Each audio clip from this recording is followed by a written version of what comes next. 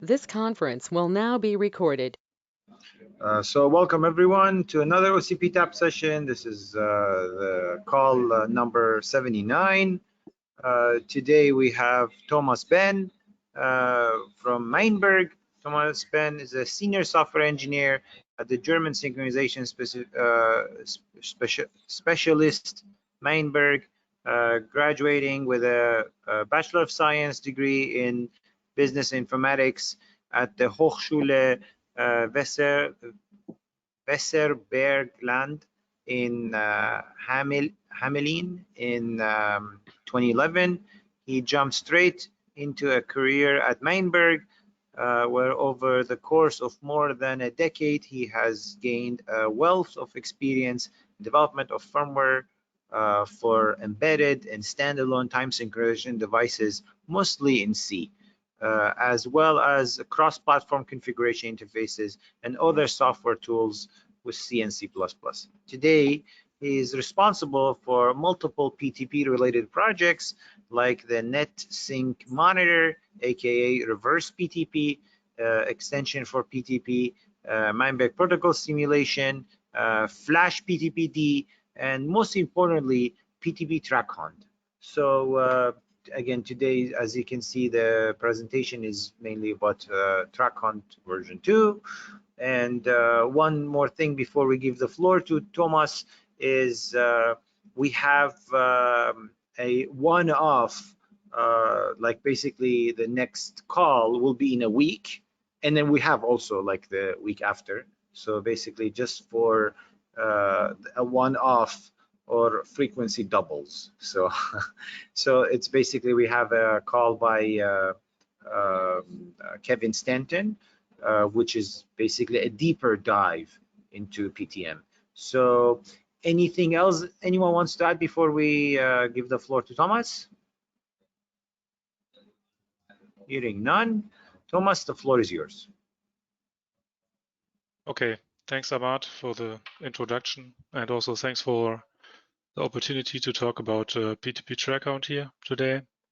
Yeah, as Ahmad already said, this is about PTP Track Hound version 2, which we call the central monitoring hub for timing critical infrastructure. First of all, a few basics about the software.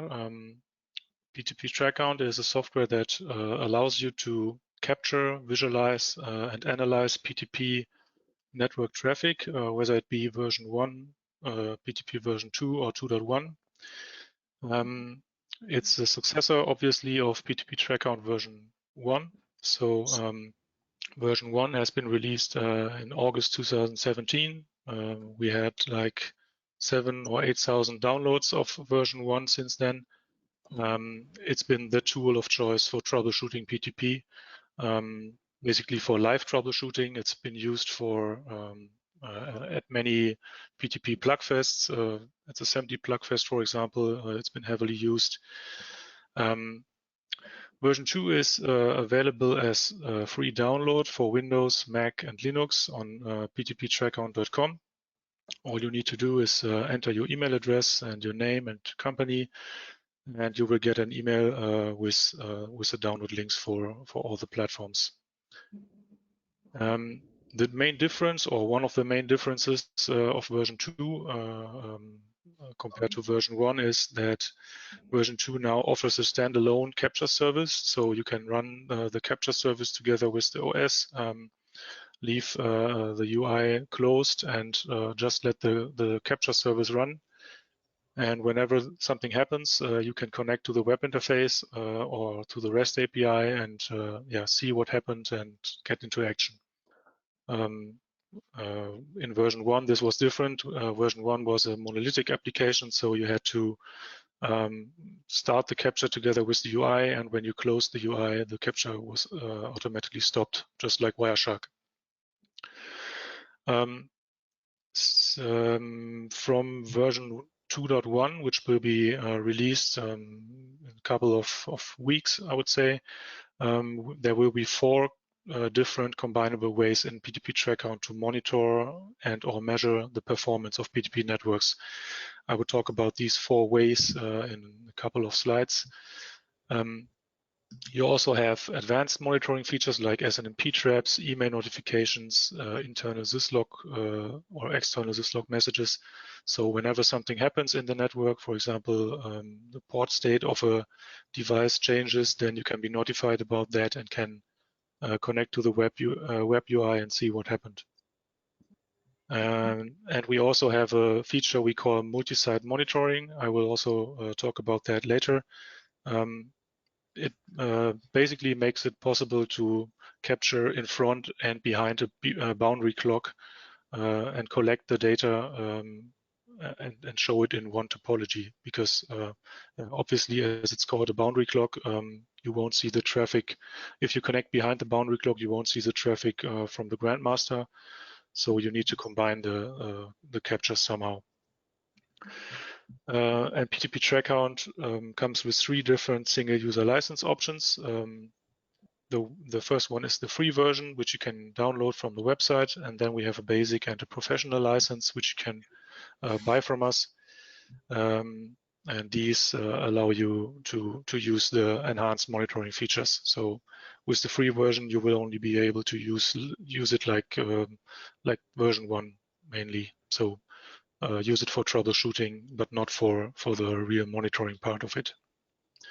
So summarizing, you could say that while version 1 was really a replacement for capturing tools like Wireshark, version 2 is now the central monitoring hub for your infrastructure. Yeah, a little introduction into the terminology being used in PTP track count. I want to introduce these 4 terms which are heavily used in PTP track count. The first term is the scope. Scope is in track count is a unique combination of a network segment, which I will talk about next. The PTP version 1 or version 2 or 2.1. The subdomain or domain number, the networking protocol that's being used in the scope, and the VLAN ID tag if there's any. So, for example, PTP version 2, domain 0, IPv4 without a VLAN, that would be one combination for a scope. That would be one scope. And this is necessary to allow for multiple grandmasters acting in different domains, for example. Then each of the domains would be one scope in PTP track count. And to make it even worse, it's possible, of course, if you have 2 capture interfaces, for example, and capture in 2 different networks, it's possible that you get the same scope in both networks. And that's why we introduced segments as well. So you can assign a segment ID to a capture interface. And by doing that, you allow scopes to be broken down into different groups so that you can have a version 2 domain 0 IPv4 scope in both networks without track count thinking that you have 2 active grandmaster clocks in one unique scope. I will show you in the live demo what this is about. Without segments, all devices, instances and scopes are assumed to be running within the same singular network. So that's why we need this. Then we have devices. The device is detected and identified by its unique PTP clock ID. As you may know, each PTP packet contains the PTP clock ID of the sender. So with that, we can identify the device that's being sending the packets. Then we have a type for each device. This is kind of estimated, of course, because we only see the instances that are running on the device, and by interpreting this, we can make an assumption on the type of the device. In most cases, a grandmaster clock will only have one instance, while a boundary clock may have multiple time transmitter instances running on different ports. And the time receiver clock will only send delay requests. That's kind of the thing we do in that case. And each device has a configurable set of metadata, so you can add your own vendor name, you can upload images of the device, you can set hardware, software, firmware revision, and some other things I will show you in the live demo as well. And then we have, as a fourth term, we have the instance. The instance defines a singular PTP session running on any given device. So one device can run multiple instances concurrently, just like a boundary clock, for example. If you have a boundary clock with 24 ports and all of them are connected, you will probably see 24 instances, 23 running as a time transmitter and 1 running as a time receiver. Each instance has its own specific scope. So yeah, an instance is always assigned to a scope because yeah, if a PTP instance is running, it will run, for example, PTP version 2 in domain 0 with IPv4, and that will be its scope. Okay, as I said, there's 4 ways. There are 4 ways in PTP TrackHound to make sure that your infrastructure is in sync. The one that has always been there is the way number 1, passive monitoring. That means, yeah, passively capturing and analyzing the PTP traffic. That's what PTP TrackHound has always been doing. Then we have a second way, which we've added since version 2. This is the active monitoring. That means we are sending PTP management messages in periodic, in configurable periodics, and we request the common PTP datasets from instances within the monitored network. So by doing that, we can gain a lot more information about the instances we may already have detected with way number 1. And also we can not only make assumptions on the state or on the type of the devices, but we can let the devices report its state. Then we added a third way in version 2.05, which we call passive measurement or capture time offsets. With capture time offsets, we compare the timestamps of incoming PTP sync messages or corresponding follow-up messages with the local capture timestamps. As you may know, libpcap offers hardware timestamps, so you can enable hardware timestamps for captured packets, and you will then have a precise timestamp for the capture time of the packet, and can then subtract the transmit timestamp of the sync message from the capture timestamp, and that's exactly the offset together with the pass delay. I will talk about CTO in detail on the next slide. And the fourth way, which we will add with version 2.1 coming soon, will be active measurements, and that's periodical transmission of NetSync monitor or reverse PTP requests to actively measure pass delays and clock offsets. So that's kind of a it's not really a new way, but it's a new way in PTP TrackHound. We've been doing this since a lot of years in our LAN time firmware. It's a special mechanism which we developed, and a few other developers of PTP software have already added this as well. So I will give you an introduction into this as well on the next slides. Okay, as I said, a few more words about capture time offset. As I already said, it's a comparison between the timestamps of sync and follow-up messages and the corresponding capture timestamp of the sync message. And this enables you to detect problems on devices that transmit time, like grandmaster and boundary clocks, as well as issues with the network itself. So the CTO, as I said already, includes the pass delay. So if something changes in the CTO, for example, if you see a big change from one CTO compared to the one measured immediately prior, then if there's a big change, you can be sure that either there's been a step in the grandmaster or boundary clock, or something changed in the network. So one of these two things must have happened. Of course, the clock that provides the capture timestamp, in that case, the network adapter of the system running PTP track count, must be synchronized. And that synchronization, as of yet, is not part of PTP track count, but we are already working on that. So we also want to integrate the synchronization of the timestamper to the software. At the moment, you need to run PTP4L on for example, and synchronize the hardware timestamper, and then use the hardware timestamps to have precise capture timestamps. And then we calculate a delta between one measured CTO and the CTO measured immediately prior, so that you can immediately see clock drifts or changes in the network. And we have configurable thresholds, so you can say, for example, whenever the CTO delta is above 20 nanoseconds, I want to get an alarm, and then you can check what happened. Sorry. And a short example on CTO at the bottom of this slide, you can see two sync follow-up sequences.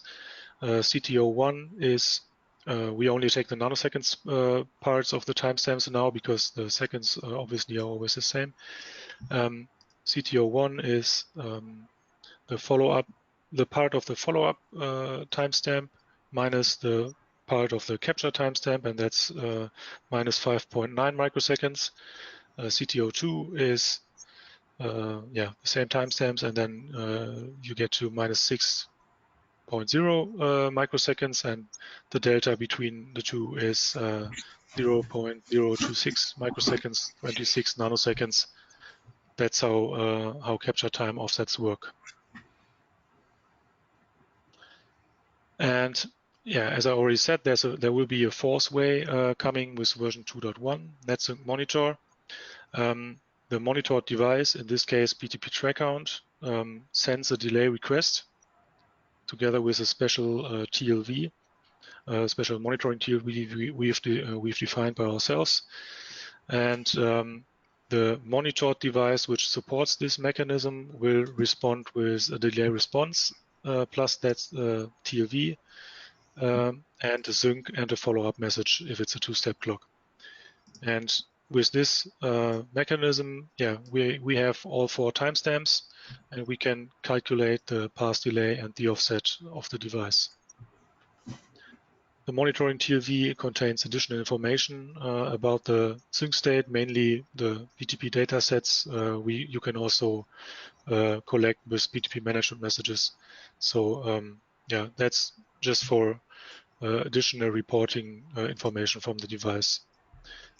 One of the main benefits, or one of the main advantages of this mechanism, is that we didn't need to define new message formats, but we are only using well-known PTP messages: delay request, delay response, sync, and follow-ups. This mechanism is as of now, supported by us, of course, so by our IMS cards, by the SyncBox N2X, microsync, and also by our Meinberg PTP client software. It's also supported by Oregano PTP-aware devices, so switches, the PCI Express card they offer. It's supported by Solarflare PTP adapters on Linux. They have this special fork of PTPD, which they call SFPTPD, and they integrated the mechanism as well. And it's also supported in Grayware Domain Time 2, which is a PTP client for Windows. And from my point of view, most importantly, it's supported by PTP4L. So whenever you use PTP4L, you can also use this mechanism. If you want to learn more about this, or are interested in implementing this into your devices or software or whatever, please ask us for the specifications. We have a PDF document which explains this pretty clearly. Okay, a few more words about multi-site monitoring. Multi-site monitoring, as I already said, allows you to capture traffic in different segments of a network or in different networks, for example, in different tiers of a 3-tier architecture, before and behind a boundary clock, all kinds of things you can imagine where you don't have access to the network segment or network on that PC where you're running the one central PTP track count instance. The captured traffic can then be forwarded to one or more central collection instances. So you can, for example, run 3 remote capture services of PTP track count in different parts of your network and let them forward all the traffic to one central instance. And that central instance will then capture and analyze the forwarded traffic as if it had been captured on its own network interfaces. So it will look like this central instance would have captured all the traffic, and it will show the whole topology of the network. You can see grandmaster clock, the boundary clocks, and all the time receiver clocks from top to bottom. And for the remote capture devices, you can also encrypt the forwarded traffic if you want to. For example, if you need to forward it on a public way with pre-shared keys. And you can disable the evaluation and analysis of the incoming traffic on that remote capture services so that they only forward the traffic and will then drop it so that these remote capture services would be pretty lightweight. They don't need any RAM or so. They just see the traffic, forward it, and delete it.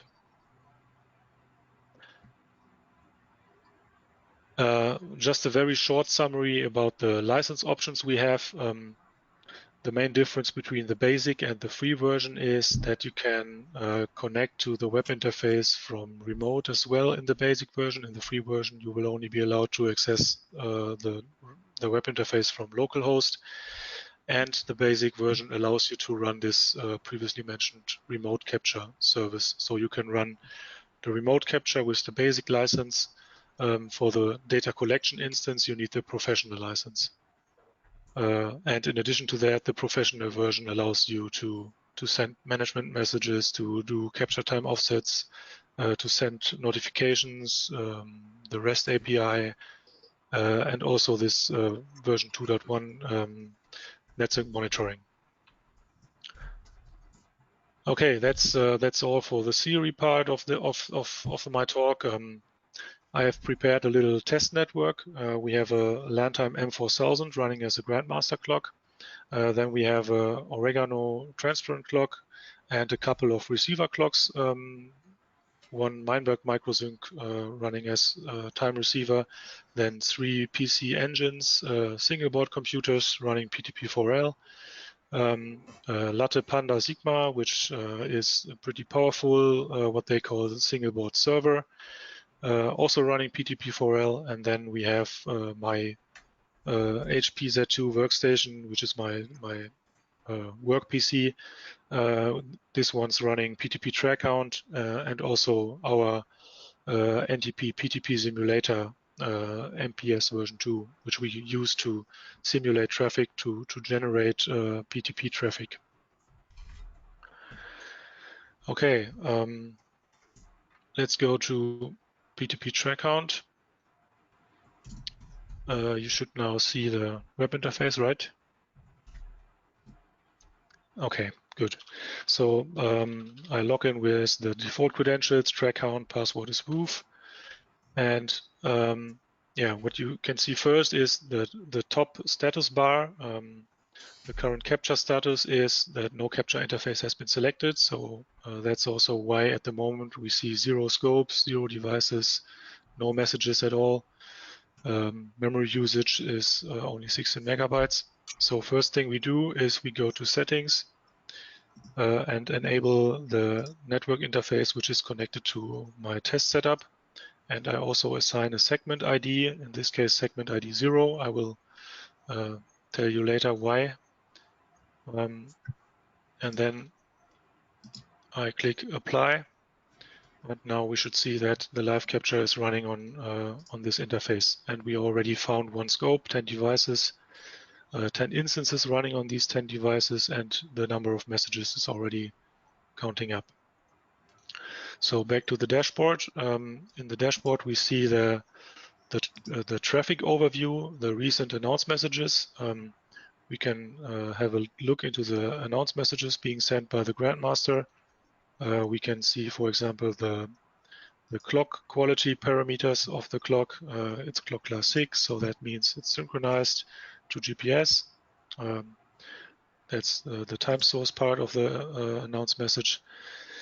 We can also see a couple of statistics, the total packet count that has been captured, and a few statistics of packets per second, one announced per second, one sync per second, and so on. On the right side, we see the scopes that have been detected. In this case, it's one scope in one segment. My segment is my segment with the ID 0, and I can give a name for that segment, and I can also describe my segment. In this case, it's the network on my desk. On my desk, so that's a pretty small network. We will see a bigger network later. Okay, then we get a first overview of all vendors that have been detected. We have 10 devices from 7 vendors. One of the vendors is Meinberg, of course. Then we have PC Engines, the single board computer vendor, Latte Panda, and the other vendors are vendors that I simulate with the MPS version 2. And we also get an overview of the memory that's being used by TrackHound and the recent events, which is by now only capture has been started. Okay, first one of the most important views for troubleshooting. This is probably what you know from Wireshark. So this pretty much looks like Wireshark. You see the current PTP messages that are being captured. I have the option to filter these. Of course, at the moment we only have one scope, so I cannot filter by scope, but I can filter by packet type. For example, I only want to see sync and follow-up messages. Then this will immediately show me only sync and follow-ups. And I can disable the auto scrolling, so that means it will not automatically scroll to the most recent messages, and then I can have a detailed look into the messages, just like you can have them in Wireshark as well, the different parts of the protocol headers and also the metadata or the payload that is being added to the packets. So, for example, the timestamp of the sync message or the timestamp of the follow-up message. And you can also hover the parts and see the hex data of the packet. On the right side of this view, you get some more statistics, the total number of packets that have been captured, announced messages, sync messages, just a little bit more advanced than on the dashboard. And you also see the throughput. So at the moment, it's 16.5 kilobits per second being used for PTP in this network. And you also see a history of throughput or PTP version packets or whatever you want to choose here. You can, for example, also see the development of announced messages, but this is of course 1 per second, and it's been 1 per second all the time. Okay, next view of PTP TrackHound is the scopes view. This is at the moment, there's only one segment and one scope. So the scope is PTP version 2, domain 0, IPv4, no VLAN. And in that scope, we have one Grandmaster clock and 9 time receivers. There's different ways to show this, of course. So you can have this tree view, or you can also switch to a topology graph. So it looks like this. We have the Meinberg Grandmaster and the time receiver clocks here. But let me go to the settings and enable a second interface so that you can see what the network segments are about. So I will just add a second interface as a capture interface, and I will assign segment ID 1 to this interface. Now the capture is being restarted, and if I go back to scopes, we should now see that we have 2 segments. So in this case, it's my DeskNet on the left side, and it's the Meinberg development network on the right side. This is a combined network of different people working for Meinberg. They have devices on their desks, of course, and you can see that a lot of PTP traffic is going on there. We have multiple domains, and each of these domains is one scope in PTP track count. Okay, but for now, let's concentrate on only the test network. So I will disable the second interface again. And to hide the segment which has been found before, we have to erase the captured data. And then we will only have the DeskNet again. In the scope, you can see that the current grandmaster is the Meinberg grandmaster. You can also get some information about the quality of the grandmaster. If there would be a second grandmaster running in that scope, that would be marked as an illegal grandmaster, and it would be red, and it would also be shown here. We always do that at the ISPCS plugfests. We add rogue masters, and that's always a good test for time receivers to make sure that they synchronize to the correct master. And PTP track count will immediately show why the illegal master is illegal. So it will mark the clock quality field. For example, if that one would have clock class 7, this field would be red, and you could see that that's the reason for this grandmaster being illegal. If you click on one of the instances, you can also get additional information. In this case, for example, the vendor, the port identity, which delay mechanism is being used, more about the clock quality, the time scale, UTC offset, and also a message count for each instance. That's some additional information you can get in the scopes view. Next view is the devices view. In the devices view, we have the nice device map. So another possibility to show a PTP network is this one. We have the one grandmaster clock and the 9 receiver clocks around. In this case, it's only 7 because the PC engines are combined. The 3 receiver clocks are shown as 1. And on the right side, you get a list of all the devices, and you can open the devices. You can also open them by clicking on the devices in the map. And as I said already, you can configure all types of additional information. For example, well, I don't have to configure Meinberg because that has already been detected by the clock ID, but I could, for example, configure that this is a LAN time M4000. I could also upload an image of the device. So in that case, we wouldn't see the Meinberg logo in the network map any longer, but the real device. And we could do the same, for example, for the Meinberg receiver clock. This is the microsync. So we can say this is the microsync RX. And we can import another picture so that now the microsync will also be shown in the network graph. And we also see the model of the device in the map at the bottom of this box. Okay, that's all about the devices view and the customization options. Then this last view, this analysis view, is all new in version 2.1. This will be combined statistics that can be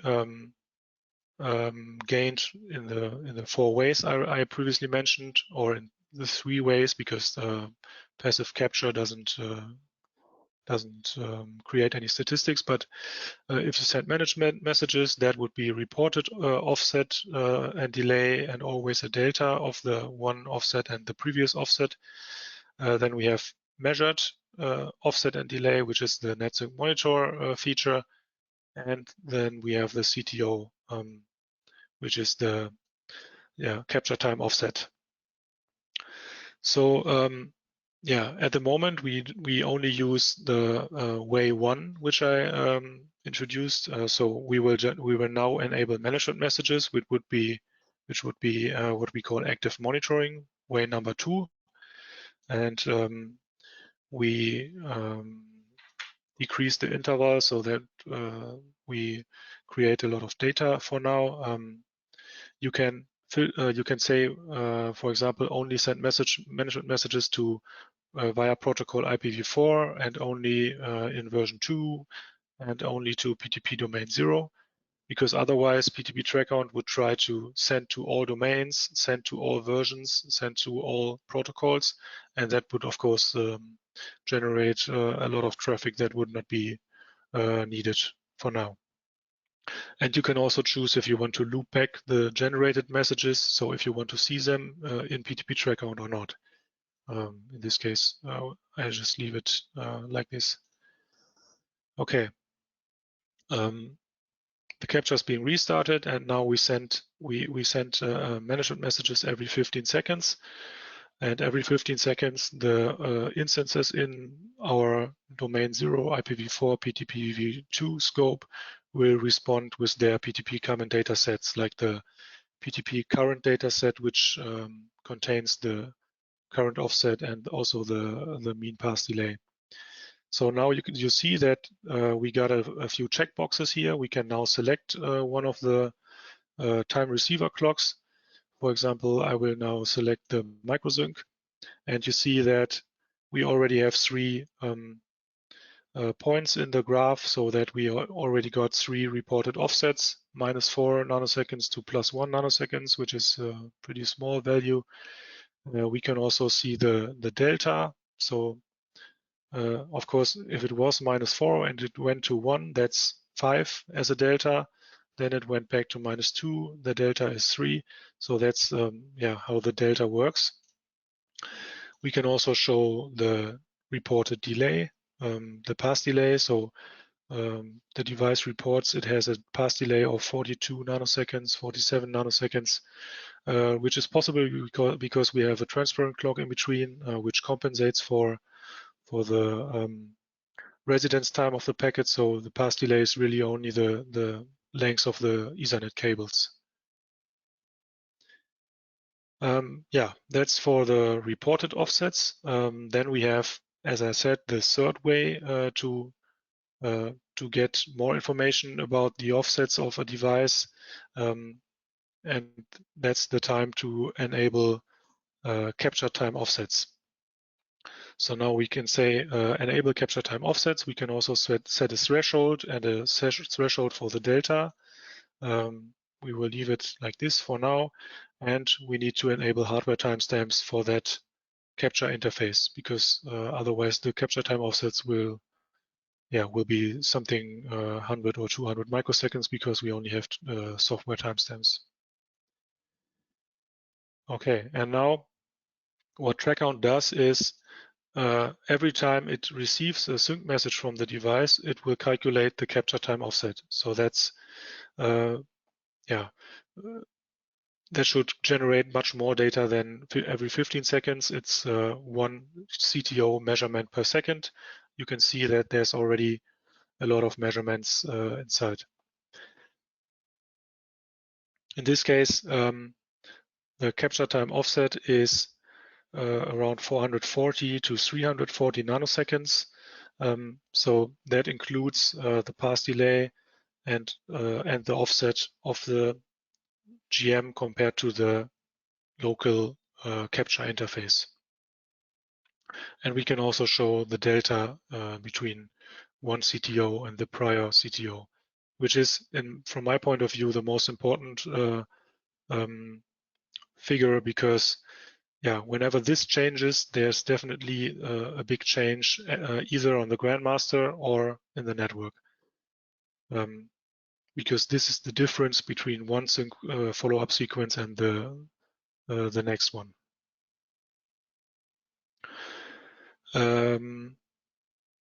The fourth way, as I said, is NetSync monitor. We can also enable this one. so that we have all 4 ways enabled. You have the selection to either monitor all known nodes. So all known nodes will be requested with this special delay request, or you can mention specific nodes that shall be monitored with this way. And I will do that for now. I will specify 2 IP addresses, which shall be requested every 4 seconds.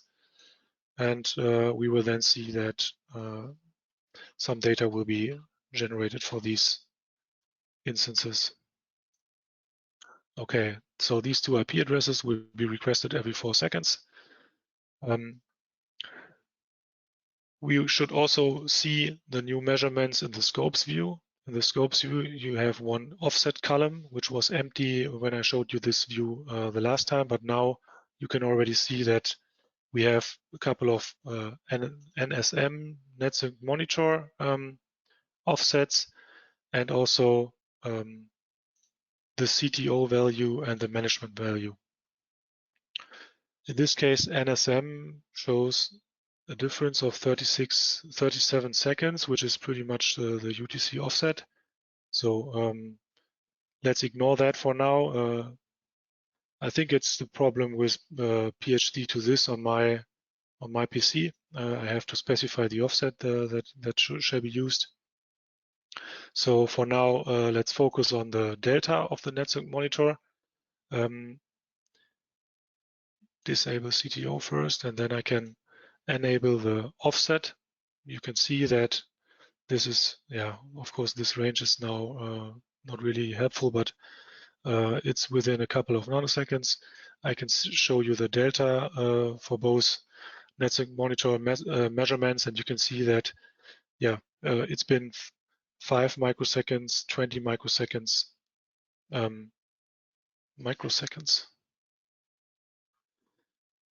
Okay, there's something going on with my PTP network, I think. Normally, this should be yeah, tens of nanoseconds or so. I would think that right now the network interface I'm using for doing this measurements is not well synchronized or so. Anyway, doesn't matter for now. I can show you that that you can do all this this stuff and that you can show the graphs and so on. Okay. I think that's all for analysis and measurements. The last part I would like to show you is the CTO thresholds. Let's go back to the analysis and see what the values are. So we have around 400 nanoseconds CTO and up to 18 nanoseconds delta. So I would set 420 nanoseconds as the CTO threshold and let's say 16 nanoseconds as a threshold for delta because we now want to generate some events. I save this and we should now immediately see in the dashboard that a couple of events are created. So now you see that there's a warning, capture time offset delta threshold exceeded, and also capture time offset delta normalized. So yeah, that's already events that are being generated because the threshold has exceeded and the threshold has yeah, the value is below the threshold again. And based on that, you can then let PTP track count send, for example, send emails. You can configure a smart host for SMTP, for example, and yeah, of course, you need to enter a sender address and a recipient address, and you can then choose which triggers of events should be used for this channel. So, for example, I want to generate emails for all the CTO events. And okay, I forgot one click. And now, whenever one of these CTO events happens, For example, now I should see in my inbox, yeah, I got emails about this event has happened. So a PTP track on warning, capture time offset delta threshold exceeded. The delta was 70 nanoseconds, which is bigger than 60 nanoseconds. And that's, yeah, that's a problem for me. So I can now get into action and see why that happened. Of course, this threshold is not really, does not really make sense, but that's just an example to generate some data here. Okay, I think that's mainly everything I wanted to show you. So that leaves us like 15 minutes room for questions if you have some.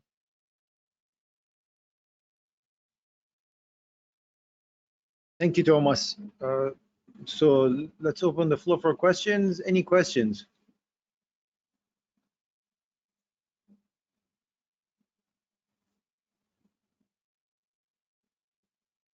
Dan, you want to ask a question? Maybe I can start with one. So Thomas, let's say I have my existing network that is composed from all transparent blocks, and I have, let's say, the time card on top and all of these things. So now I want to, let's say, incorporate your system in my existing network. So first of all, what do I need on every node? Like basically what's overhead? I'm assuming you have some daemon, right? Or something like that, right? Yeah, it depends on what you want to do. So if you want to use this NetSync monitor, this real measurement things, then you need to support the mechanism in your software. If you're running PTP4L, it's already in there. If you're running something else, then you have to integrate this. For trackout itself, you don't need to support anything on your side. It's basically running passively in the background and capturing the standard PTP traffic. So with the basic version, with the thing only capturing traffic, that's working on each and every PTP network you have. So you don't need to support something for that. And in terms of hardware, do I need like I mean, something specific connected, or it's just one machine that gets designated? Yes, it's basically just one machine. You can use Ubuntu, Windows, Linux, whatever, Mac. Of course, if you want to have the accurate measurements, if you want to do the CTO stuff or the NetSync monitor stuff with hardware timestamping, then you need a Linux system. And you should consider to have two network interfaces which support hardware timestamps, because one can run PTP on a dedicated path to a grandmaster and synchronize itself, and then you can use PHD to this to synchronize the other one and use that one for capture. In this case, in my workstation, I have a Intel i350, I think, which is the one with the 4 ports.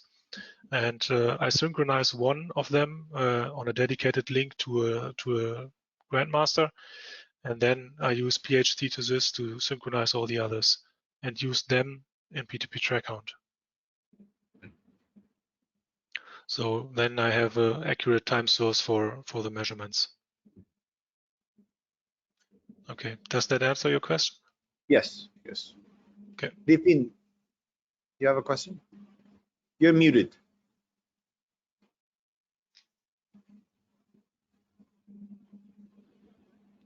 You're still muted.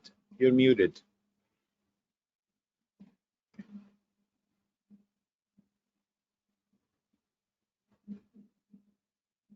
While waiting for Vipin to enable, so this is not a free product, right? Just Thomas, just Yes. Vipin, good.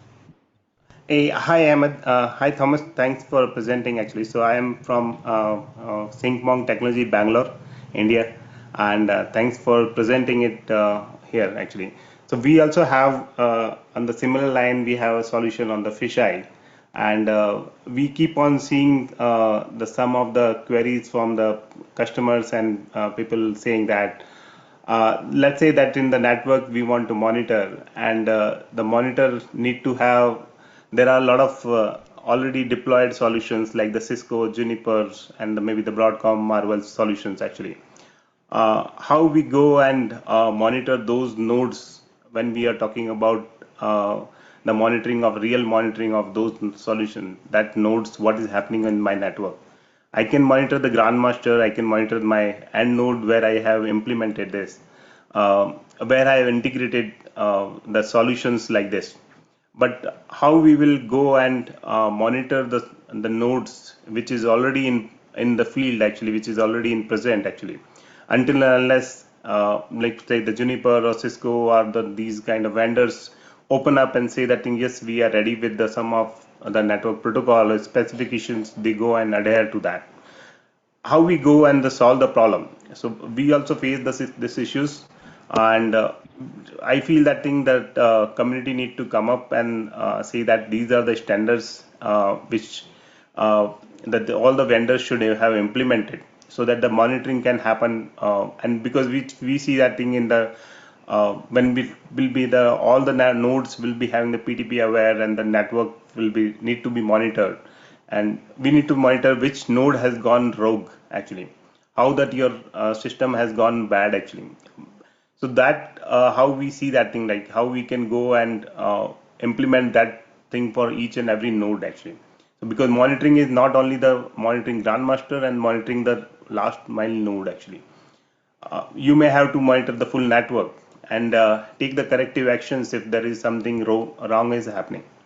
So that is what the problem we also face, and we also face a lot of problem. We have solutions there, but how we will go and integrate solutions with the already existing network elements. Yeah, thanks for the question. That's a good question. One thing, Cisco, Arista, these kind of boundary clock vendors, I would say, we've contacted them.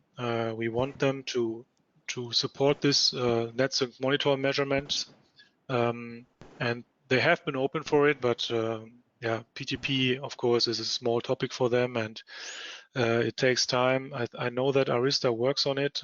Maybe they have something for the switches in the future. But yeah, you can never be sure. The second thing with PTP track Hound, with this capture time offsets, the special thing about this is there's no support needed by anyone. If a Cisco switch, for example, runs in a boundary clock mode and it acts as a time transmitter in the network, then you can use the CTO to measure the time coming from the device. If you are synchronizing your track Hound interface and get the sync messages in and then compare the capture timestamps, that's a real measurement which is already supported by them, because they have to send out sync and follow-up messages if they run as a time transmitter. Yeah, and this third thing, management messages, most of the vendors support management messages as well. So the reports can be used. Yeah, but as I said already, it's only reports, so you can never be sure if the device that reports something reports the correct information. So yeah, I would rather go with measurements, and that's why I really like the CTO feature, because that's something that doesn't need any support from the devices that you want to measure. Sure, yeah, thanks for that. You're welcome. So Thanks. one thing I was just thinking, maybe it would be useful to have, let's say, a set of standard interfaces that are like, let's say, will be openly available, let's say, for those switches, that, let's say, if TrackHound or whatever, let's say SyncMonk, or I don't know, whatever VPN the product is named, or some other products in the future, or some open source version of things show up, they can all use those, like, you know, available interface. I think that you probably can do that via OCP, because then it'll be like a community request. Yeah. Yeah, that's what. Yeah. So our product name is Fisheye. Yeah. Our product name is Fisheye. Just to that. Maybe like if Ahmad will allow us, like we will present it in some time in some slot for the Sure. community. And I think it will be also good if you let's say, you guys reach out directly to Meinberg, work with Thomas, and I think Thomas, you guys, I'm pretty sure you guys are like welcoming it. Discuss like what are the, let's say, bare minimum standards, like let's say sockets or whatever you want to have from the switch vendors. Then perhaps we can have it, we can follow the dialogue via OCP to those vendors and have some standardization there, so it makes things much smoother as to go forward. Does that make sense? Yeah, that Yes, would be yeah. great. Great. Yeah, I mean, we have the specs already for the network monitor. It's a PDF document, 10 sites or 10 pages or so. Yeah, if we can just send these to them and they come on Would you mind? integrated. Yeah, would you mind sending it to me and then I can share it back? Let's say we can have an email thread, and whoever else is interested, we can get all people along. Maybe we can turn it to a they call it a basic spec, I think, as an OCP contribution, and then we go back to the vendors and then we say, hey, let's if possible, let's adhere to this. So then they don't need to, let's say, make something specific for Meinberg and then next day for something else and for that, because guess what? If that's the case, they will not do it. But if there is one thing that's available to everyone, then yeah, they do the investment easy on it, because then everyone can use the same thing. Yeah, of course. Sounds good. Great. I'll wait for you to send me like whatever document you have, and we can roll on that. Yeah, I will do. Any more questions? All right. Hearing none, then thank you again, Thomas, for your great presentation and demo. And we'll see everyone next week. Again, as I said, like the frequency doubles on a one-off. So we're gonna have a presentation by Kevin Stanton, but more a deep dive in PTM. Thank you. And see you guys next week. Bye, everyone. Bye.